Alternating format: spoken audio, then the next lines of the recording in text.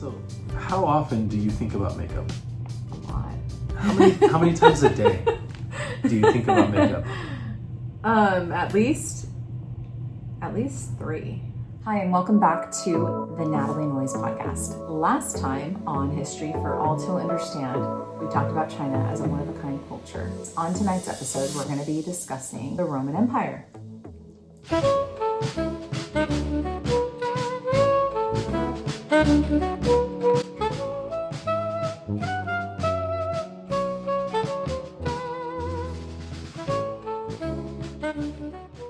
This is often certain people's favorite history topic. So I've heard. Yes. Yeah, especially guys. Yep. If not World War II, it's usually the Roman Empire or the West or something. So Let's do it. Where do you want to start? What was the Roman Empire and why do we still talk about it? So let's start with the picture. Pull this one up for you. You ever seen that before? It looks familiar, but maybe I don't know where I've seen it. I don't know. So this is a bronze statue of a she-wolf, obviously, because, she has given milk to 2 humans. And this is there were apparently lots of statues that were like this. This one is said to have survived since 500 BC or something like that.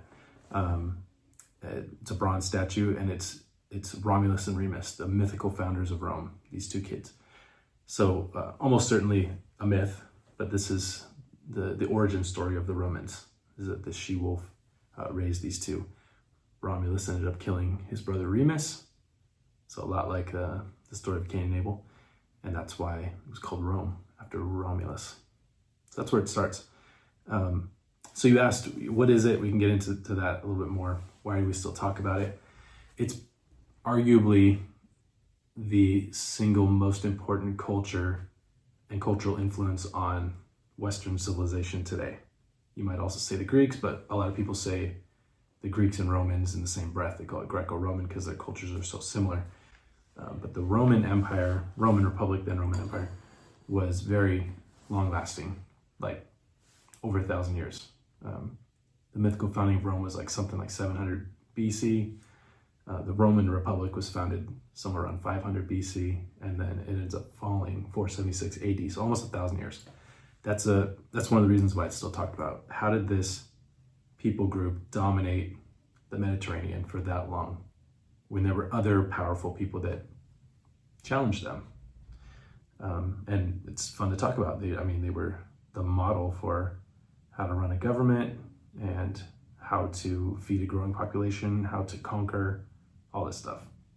So, and then politically, like I said, the United States, as a relatively new nation, found a lot of inspiration from the Enlightenment thinkers, from the Bible, but also from the governments of the Greeks and the Romans. So that's why we still talk about it.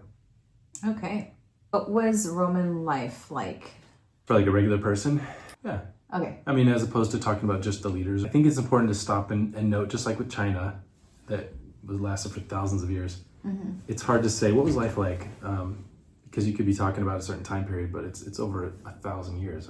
It could have been different depending on where you were, but one of the most celebrated times, I guess, would be later during the Roman Empire when there was an emperor and there was the Colosseum and lots of things happened at the Colosseum. That's often been popularized in movies. As you know, you've seen Gladiator, right? Tell me the premise of that movie. Remind me. So Gladiator, the premise was that Russell Crowe, plays the main character. He is a general who's about ready to enter retirement. He's from Spain, call him Spaniard, right? But Spain was part of the Roman Empire, so he was a loyal general. But when the emperor dies, his son takes over and ends up turning on him and sends him to be killed. But he comes back, he survives, and is put in the Colosseum as a gladiator. But he does really well and gets the favor of the crowds against the emperor. And it actually is loosely based on a true story. So some of the Roman emperors were crazy. So one of them, Commodus, famously did this, where he fought as a gladiator, but he rigged the games, just like they showed in the movie. How when the emperor came, I forget the emperor's name, Gladiator, Gladiator. but the Why one didn't played we by watch Joaquin it? Phoenix, right? Yeah. He We like should have rigs watched it. the movie.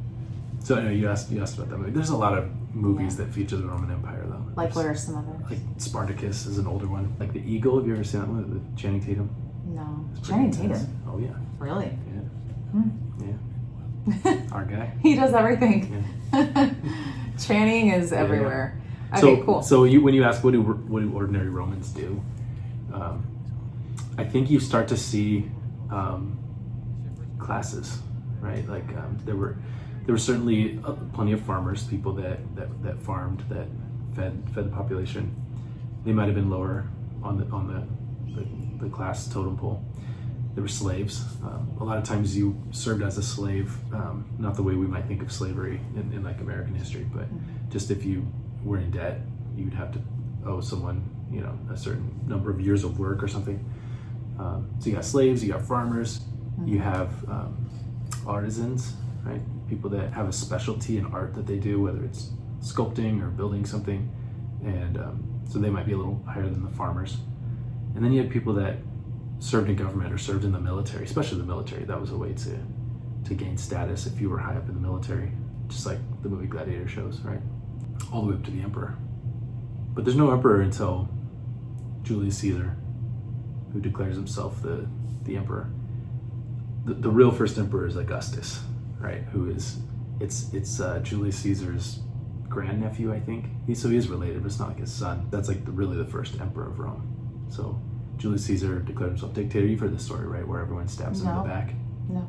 Right? Et tu, Brute, even you, Brutus. Like they all stab him in the back. I remember that, but I don't know that. So walk me through that story. Augustus was a little kid at the time, but Okay. Julius Caesar was in the Senate, right? We can talk about the type of government, how it changed. Yeah.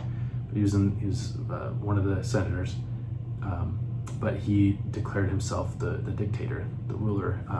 He had the popular support of the people. He had returned from winning wars, but the other senators didn't. They weren't too excited about giving up power, so they all agreed to stab him in the back. So you know that phrase today, backstabber or something. They literally stabbed him in the back, and so that it couldn't be blamed on any one assassin, they all took a turn stabbing him. So, and it was made famous by Shakespeare's play too, right? Julius Caesar. That's probably the only recollection I have of that, probably from reading that, and it's been so long. Yeah, and Shakespeare wrote it 1,600 years after it happened. You mentioned the Senate. Yeah, so we talked about the types of government a little bit in one of the last podcasts, but in the United States, we have a representative democracy, right? Not a direct democracy where every person that's a citizen votes on every law. It's not like that. We vote to elect representatives, senators, or those in the House of Reps nationally, to go and make the laws.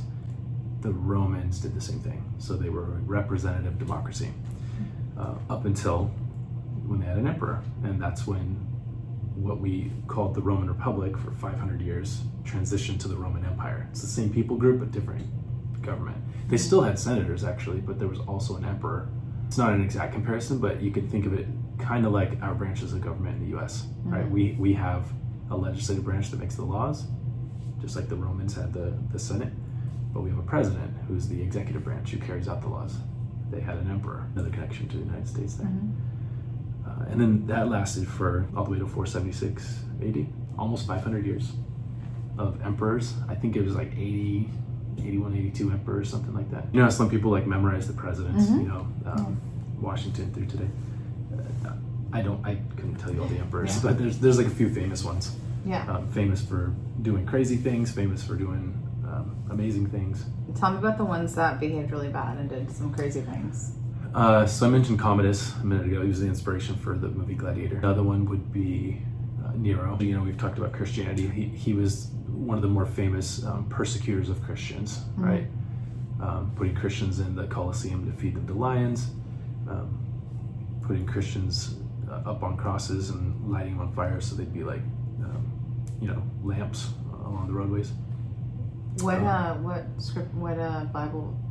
Like, where's the connection in the New Testament? Yeah. Or they're not in the Old Testament? No. At the time, so the last writings of the Old Testament, the Book of Malachi, was at least 400 years before Jesus, so before Christ. So the Roman Republic existed, but they weren't in the region of Jerusalem or of Israel. So there's no mention of Nero in the Bible because all the New Testament stories were written in the first 100 years, of Jesus. Actually, that might not be true. Nero. All right, let's look up when was Nero emperor? I think he was after that.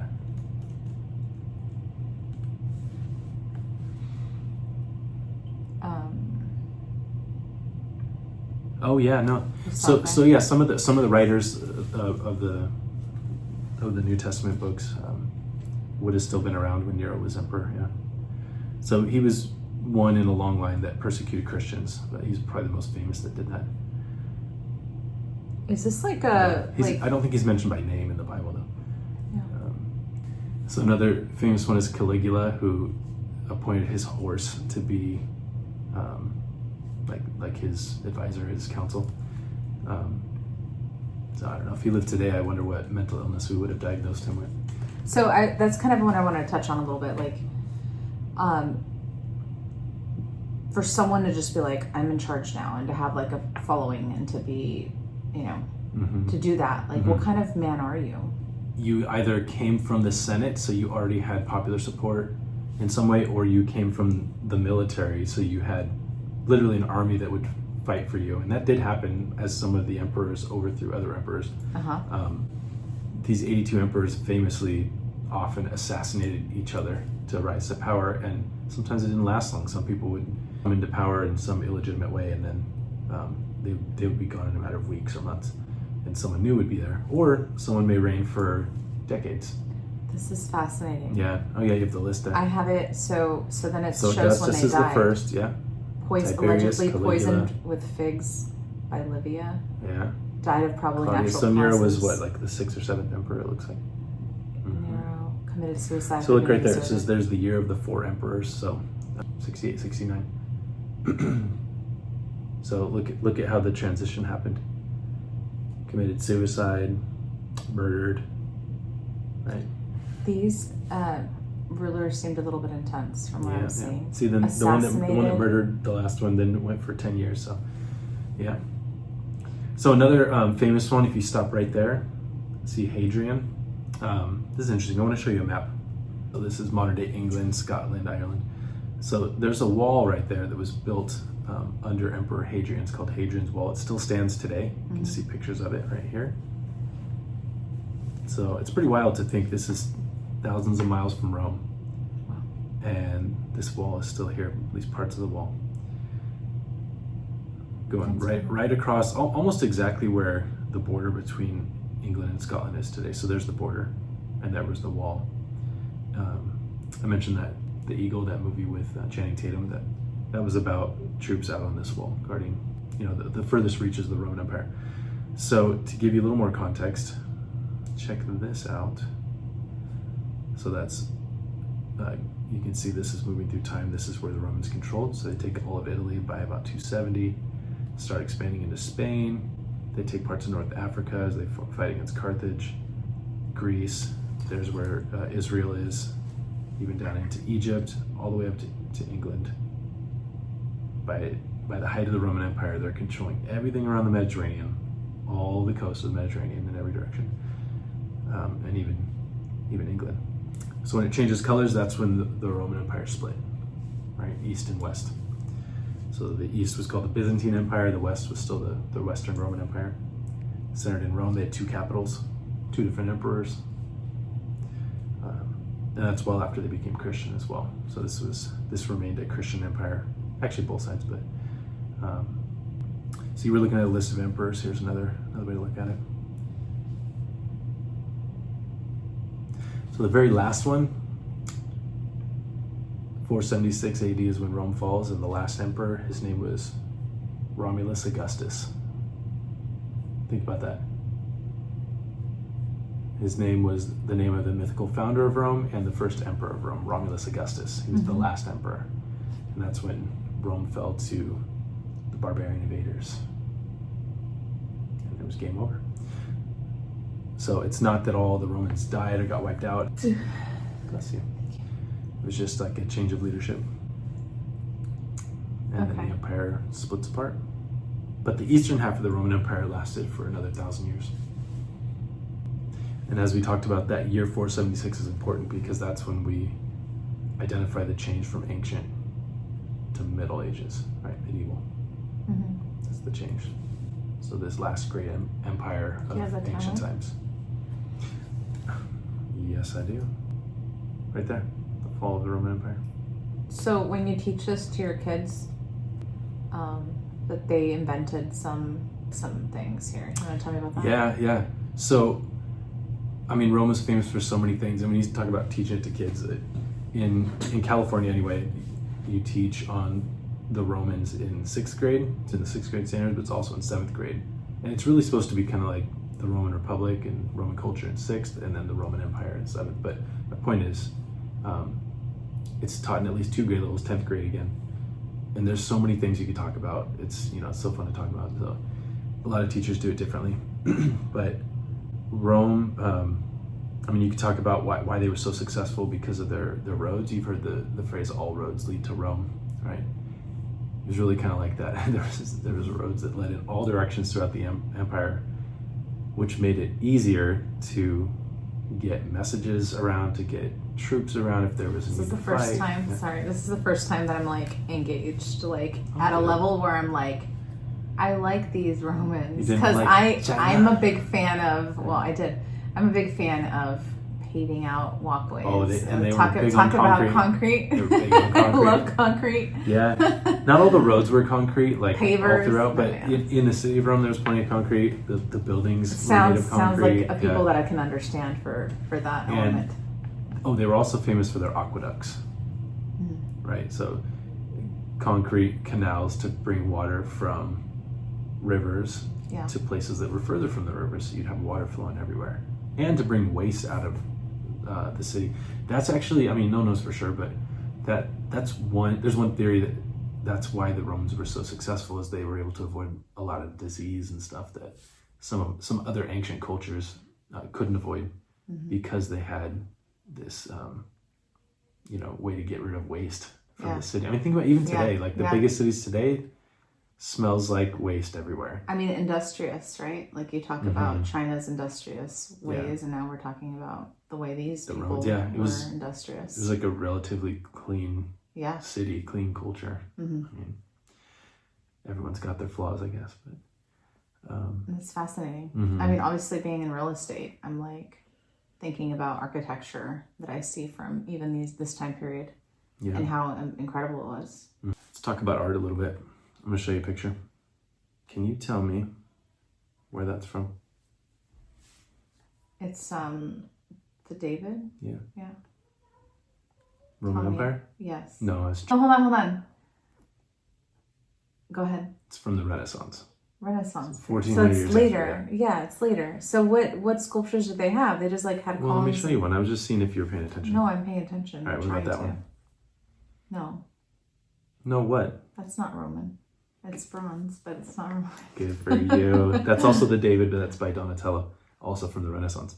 Made of bronze, yes. Yeah. Wait, this is making me want to go to the Getty and like look at art. I feel like there's so many things that I could have done better to like understand this time period better. Put it on the list. Oh my goodness. Okay, what about this one?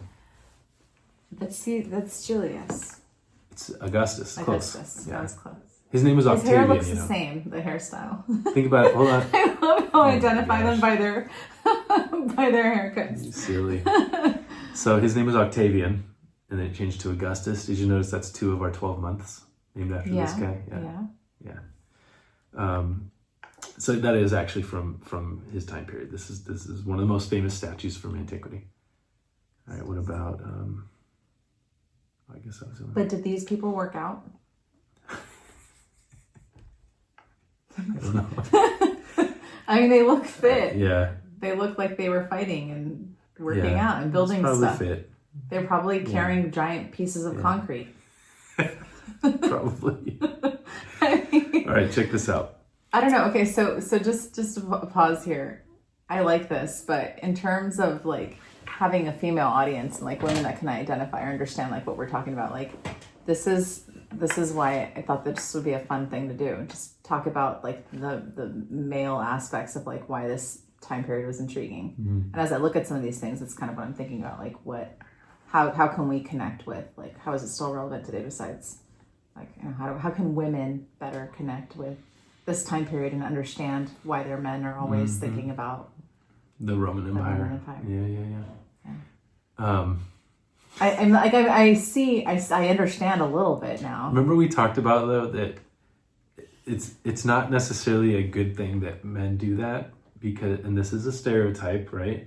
Disclaimer, it's a stereotype, but more men fix their minds on these grand things, which women might say is a waste of their time. Like, why are you trying to solve the world's problems? You're just one guy, like, calm down. Whereas women set their minds to more practical things. I'm not saying just like taking care of the home, but more practical things, right? Yeah. You know you do. Day to day, yeah. You think of more practical things. Yeah. So why would you think about the Roman Empire? Like, how does that help? You know, like, unless you're talking about, like, you literally just pointed to his hairstyle. Like, you might be into the fashion or something. Maybe there's something like super masculine about it as well. That truly that is so like appealing. It's like this is like it's like a male type that I think maybe a lot of men want to identify with and understand. Yeah, because and I think another appeal for men is that the Romans get their culture from the Greeks, and the Greeks were all about philosophy and logic, and I don't know. I think that appeals to men too. Like, you know, again, stereotype, like men always needed to win an argument, like that kind of thing. I see. You need to be right. Yeah. So speaking of that connection between the Romans and the Greeks, because the Romans took over the Greeks, and the Greeks were incorporated as citizens in the Roman Empire. They still spoke Greek. That was still the language of commerce in the area. But check this out. Did you ever see anything like this? The Greek gods and the Roman gods, they had the same descriptions, but different names. So Zeus is the leader of the Greek gods, and for the Romans, it was Jupiter. You notice a lot of these are the names of planets, right? Poseidon is the god of the sea for the Greeks. Neptune is the god of the sea for the Romans, right? You can see all down the list. Venus, Aphrodite, same one, right? The only one that's the same is Apollo. Ares, god of war, Mars, god of war. Tell me more about this. Like, what would you teach kids about this, or what should I know? I think just noting the influence of the Greeks is one thing, but also to note that prior to lower this a bit. Prior to the influence of Christianity, it's important to remember that the Greeks and the Romans were just like everybody else all across the planet, and they were pagans, meaning they worship rocks and stuff, right? Or made up gods. That's what this is. It's a pagan culture. And that's probably why, I know you always want to connect everything with the Bible, the Romans controlled Israel. They were the dominant force in Israel at the time of Jesus. Right? Who's the one that crucified Jesus? Technically the Romans, right? At the behest of the Pharisees. You know, they demanded it. And it was the Romans that did that. The Romans were everywhere.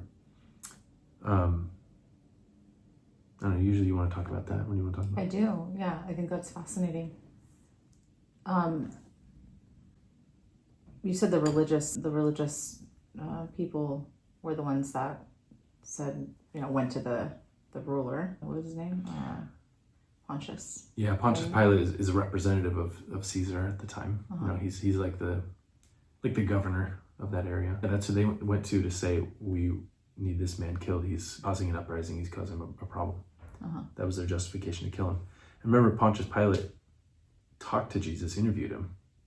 Yeah. And he found no fault in him. And he told people that. He said, I find no fault in him. So I'll either let him go or I'll let Barabbas. Yeah. This crazy murderer guy. Yeah. They said, let Barabbas go, kill Jesus. And he's like, fine. He tried to wash his hands of it, right? Yeah. Pontius Pilate. Yeah. So, I mean, that's a good example of how how that democracy, like the people seemed like they were causing uproar. Like he had to kind of control them, right? Because they all they didn't want to let go of this. Obviously, it was supposed to happen the way it happened, but how do the people have so much power like that?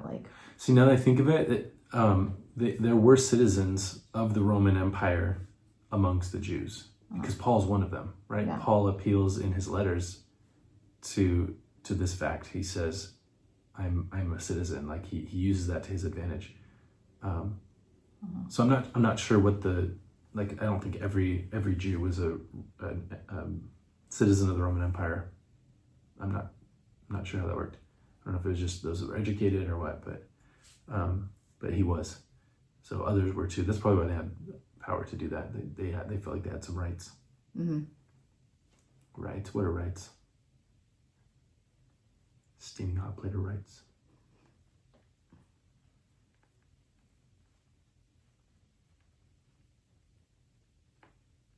So what else would your students want to hear about the Roman Empire? They want to hear about the Gladiator games. Yeah. They want to hear about that, yeah. Was that entertainment? What are the Gladiator games? That was that? For a lot of times it was for the emperor to gain popularity, to gain favor with people, right? Putting on a good show. Gladiator fights were part of it. Chariot races were part of it. Bringing in exotic animals and fighting the animals was part of it. Well, how big were the populations during this time period? I'm sure we could look it up. I'll bet Rome had 1 million people at its height. I'm just kind of curious,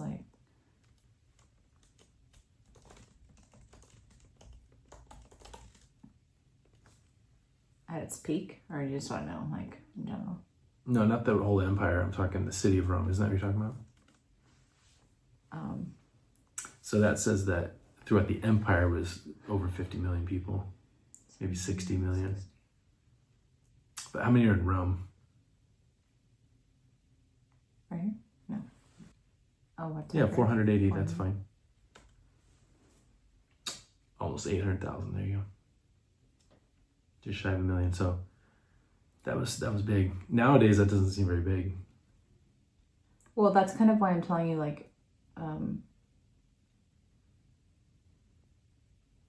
when you're establishing a way of ruling, right? How many people are you ruling over? Who really has to say? Who's responsible for putting people? And it sounds like a lot of them kind of segregated and murdered each other is what you had mentioned, right? Mm-hmm.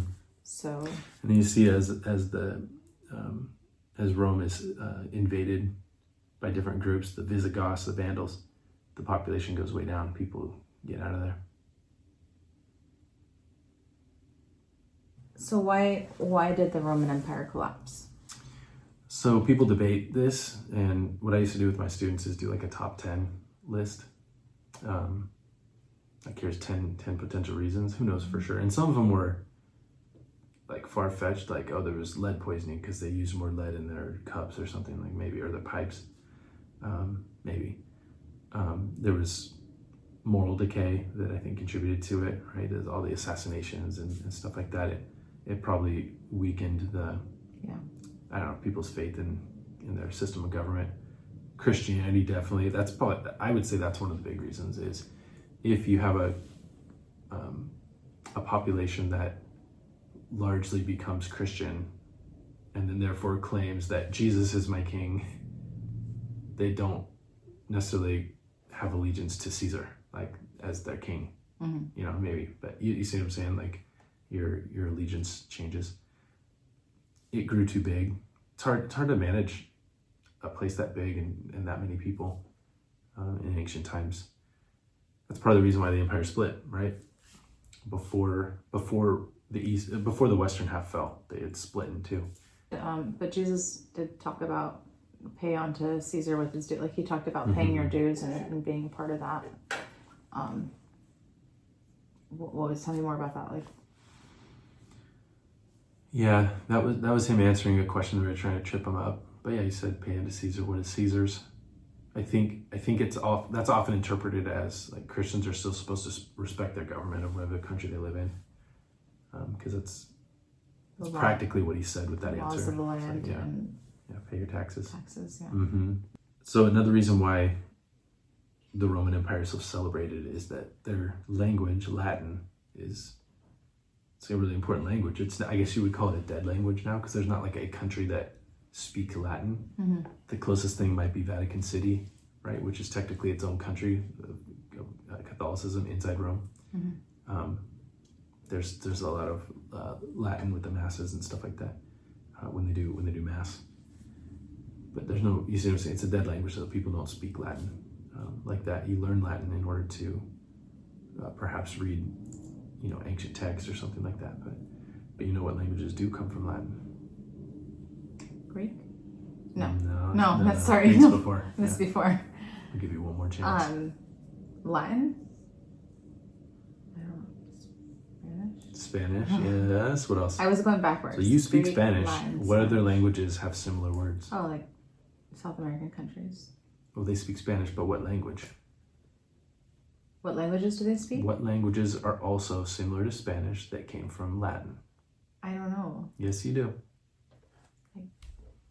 Are you looking for one word? There's at least 3 more. Like Portuguese? That is one. Is that what you're going for? Portuguese, Spanish, Spanish. Tell me the rest. I don't know. French, See, I would have never guessed French. Italian. Oh. Don't you understand some Italian words since you speak Spanish? Yeah, that's true. Okay. I'm not good at these And questions. then Romanian also comes from Latin. So that's like the father language Romanian? that led to all these languages. Fun. Yeah. It says it right there. Hit me with the rapid fire. There's the answers. I didn't look at my notes. I had the answers all along. Rapid fire me. Have we missed anything that you want to discuss more at length? Like, do you want to, I can piece this together and add more stuff? Yes, I want to watch a movie with you about the Roman Empire and talk about it. I would love to do that. And I feel like we probably need to redo all of this when I've already seen all of the movies there are. Like, I mean, or I guess this is a catalyst for like me watching films that are representative of this time period. When I think about history and I like to learn, I really want to do it sequential. And I know that that's not how that's not how it works, but I feel like if you could get the top movies of the ones that we've already covered, and then we can just do a list and share a list of like, watch these movies, these sequence, so that you can kind of partner what you're teaching and what you're talking about with that time period, and we can get like visuals. That's a great way to engage in history. That's why I often brought movies into the classroom, and not that we watched movies all the time, but at least, you could show a clip and then it gets kids talking and they have visual, give them a taste. I think of what's it's going on. necessary in the classroom to engage like that, especially if there's good movies that are made that cover this stuff. I mean, and I see how there's so many things that to cover in it, and why people still read books about different aspects of this empire, and you can get really in depth. Oh yeah. So I not understand merciful? that. This is very. Am I not merciful? This is very Am I not merciful? proper introductory, which is good because that's what I wanted to do for this, especially for people that are not historians or people that don't even have a connection with. Like, honestly, for men to think about the Roman Empire all the time, for you to think about it all the time, and for women, for me to be like, I actually never think about it. Like, I think it's also important to talk about history because I don't think about that, but I look at architecture and I think about art, and I think about, the things that I like. If men think about the Roman Empire too often, what is it that women think about too often? What is your Roman Empire equivalent? That's a great question. I know. Well, I think some of it now I can tie into the Roman Empire, industriousness. You think about industriousness Absolutely. too much? I think men also think about that. I said an aspect of What it. is something Too much? that women think about that men would laugh at and go, "Pfft." You think like the way women do about the Roman Empire? You think about the Roman Empire 3 times a week? What's wrong with you? What do you think about? What do you think? No, what do you think about? What do you think though? I don't know, your eyelashes?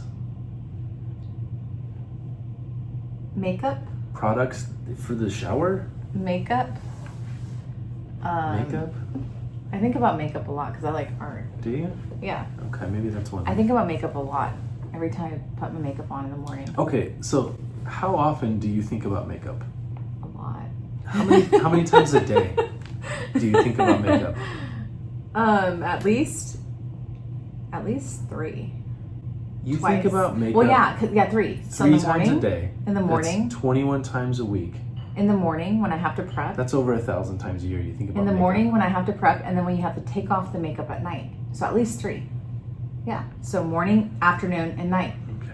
So you think about makeup more often than I think about the Roman Empire, which I do think about it quite often. I think there's some people that don't even wear makeup, and maybe it's don't probably- think about it. And there's it's probably probably some healthier. guys that don't think about the Roman Empire.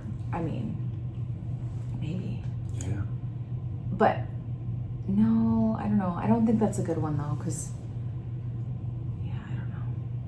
I think about a lot of things, but Like it had to be something random because guys think about history, but specifically the Roman Empire. So if women think about fashion specifically, Okay. what's one weird thing that they're like, you think about that a lot? Like lotion or something. Fashion.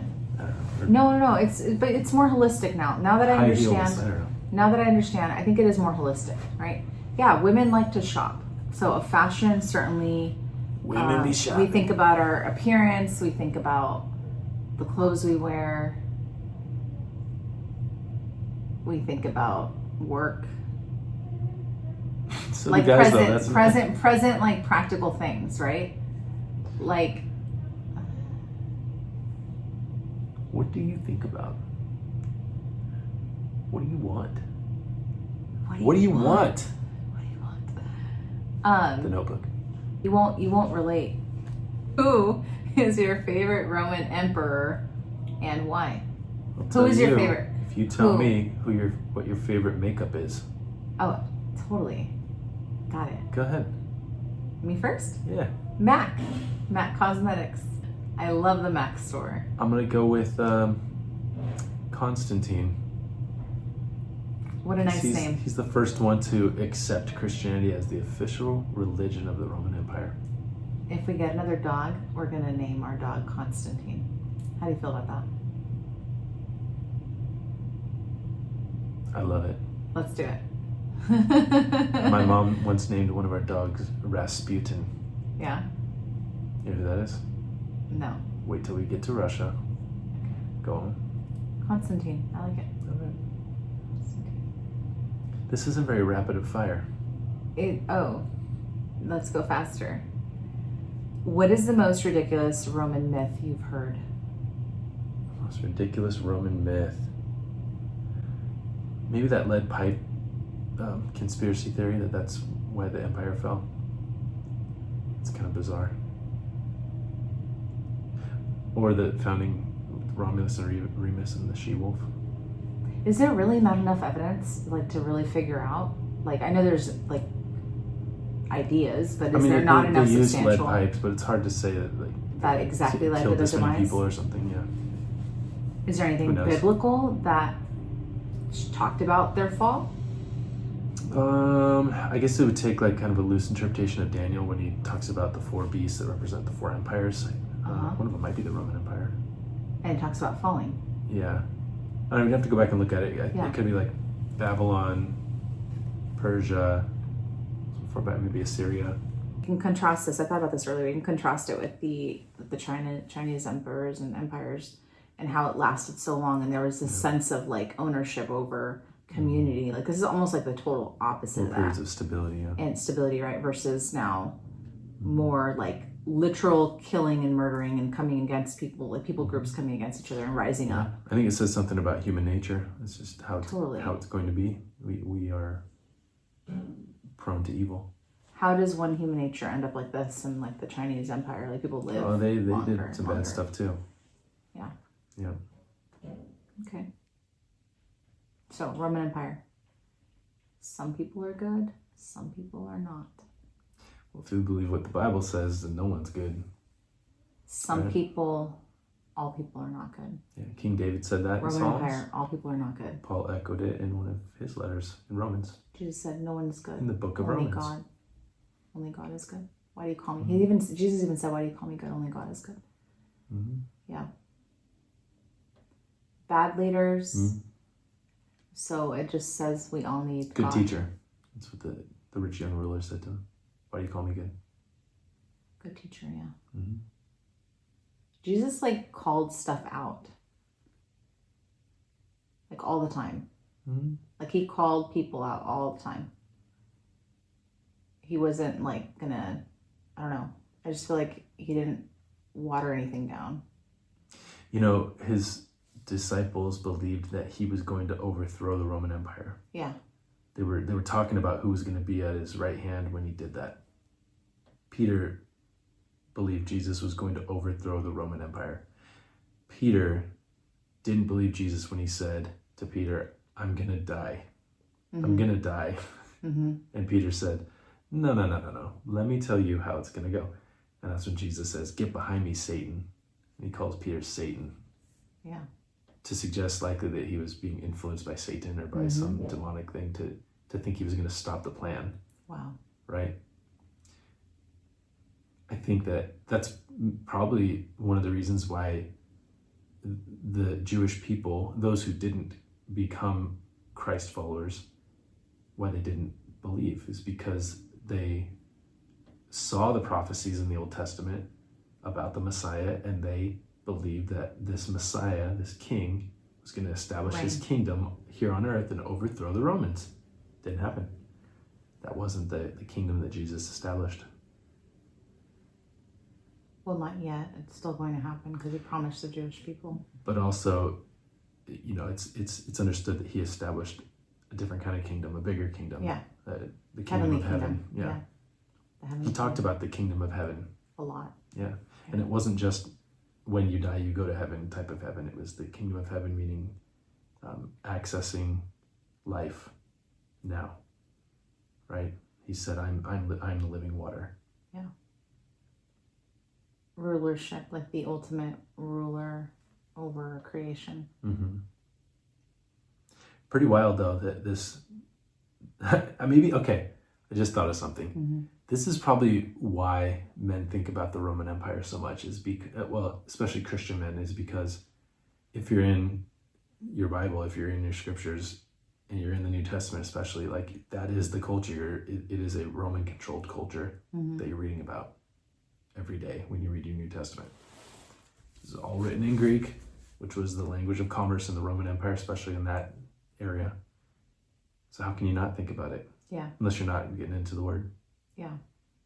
Well, I hear a lot more people are getting into the word. I hear a lot more people are going to church for the first time and getting into the word and learning and submitting their lives to Jesus. I'm focused. Yeah. You say that a lot. You've said that a lot lately too, which I think is great. I think we need to be focused. You know, I think we're only here for a moment. We're only here for this season, right? We have kids that we raise. We have family that we love. And I think absolute focus and centering a life around God and just Jesus and faith and what he calls us to do is I think it's a very hard thing to do, but I think it's the ultimate life, you know, the ultimate satisfaction. Let's wrap this up and go watch The Chosen. Yeah, The Chosen, that's another one we have to watch. I've only seen bits and pieces. Yeah, no, absolutely. I did want to ask you one other thing though that came to mind about the kingdom of heaven. We were talking about like Jesus, the Roman Empire. What I had thought was to read like a history book like the Bible, to read like a book of books like the Bible, and then for it to have prophecy upon prophecy that has occurred and prophecy that has yet to come. It's just like sometimes you can't help but see how it's unfolding right before you when you're reading books like the book of Daniel or the book of Revelation. And certainly there is a time period that God talks about that people have been talking about for a long time, the tribulation period, right? It's establishing certain things like, you know, things being rebuilt and things like that. But I think it's crazy when you mention that was it Peter that said, like, oh, you're going to overthrow the kingdom of the Roman Empire? Well, he didn't say it in those words. Or they believed it, right? Yeah, that was why he didn't believe Jesus was going to die. He thought, no, that's not what's going to happen. You're going to take over. Right. And so I think that to that point, I feel like it's interesting because like the kingdom that Jesus was establishing that he talked about and that he talks about in the Bible, that's yet to come. And that some people already, you know, the kingdom of heaven, but the millennial reign and all that. I think about how that was the way he had it planned. Like when a lot of people, some people have trouble with like, oh, but how does this work? Or, you know, it's like people, like, kingdoms rise and fall, but like this is the ultimate kingdom that will never fall. And what that means for people that believe in this kingdom and say, okay, like there's something here, you know. I always bring it back to that, and I think that's interesting because I know that historically, like, we can see things happening. We don't always have a reason why it happens, but there's certainly bigger things that God has established over that. So like when we see troubled times, or we see tribulation or trouble, or, you know, like the Jesus word like reminds us that he's like with us, you know, during these times. And I just think that's really cool. I think that's one of the things that fascinate me about the Bible. Just prophecy being fulfilled, awaiting future prophecy, and the prophecies that have already, like Jesus in the manger, the wise men that came to see him, you know, the holidays are coming up, like Christmas is right around the corner. Like we have to remember how cool it is that we talk that Jesus is everywhere, and that we understand this is how he came into the world, you know? Yeah. All right, so thank you, Greg, for discussing the Roman Empire and reasons why Rome fell, things that we can thank Rome for. What's next? Where do we go from here?